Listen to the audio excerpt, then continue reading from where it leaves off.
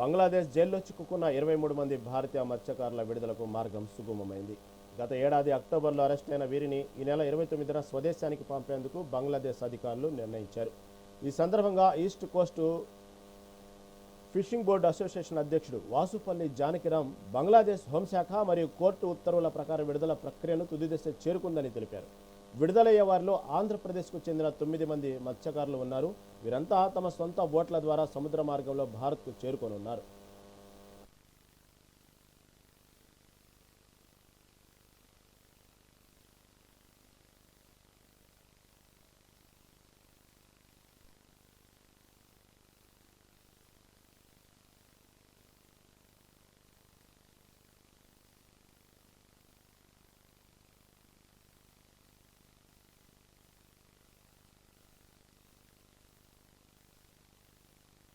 ప్రస్తుతం నేను ఇండియా బంగ్లాదేశ్ బార్డర్లో ఉన్నాను.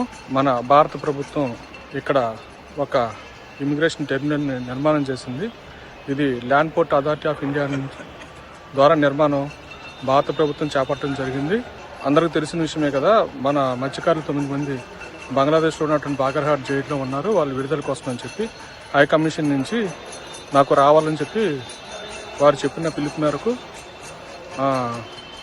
అంటే కేంద్ర హోమ్ మినిస్ట్రీ బంగ్లాదేశ్ వాళ్ళు ఆల్రెడీ అంటే భారతీయ మత్స్యకారులందరినీ కూడా దాదాపుగా 24 మంది మత్స్యకారులని వెస్ట్ బెంగాల్ ఆంధ్రప్రదేశ్ చెందినటువంటి మత్స్యకారులని విడుదల చేయడానికి ఉత్తర్వులు జారీ చేశారు.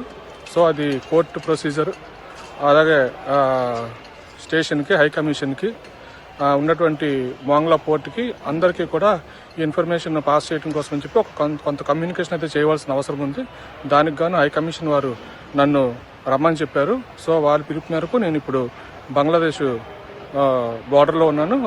మరికొద్ది నిమిషాల్లోని మన ఇండియన్ బార్డర్ క్రాస్ చేసి బంగ్లాదేశ్కి వెళ్తున్నాను.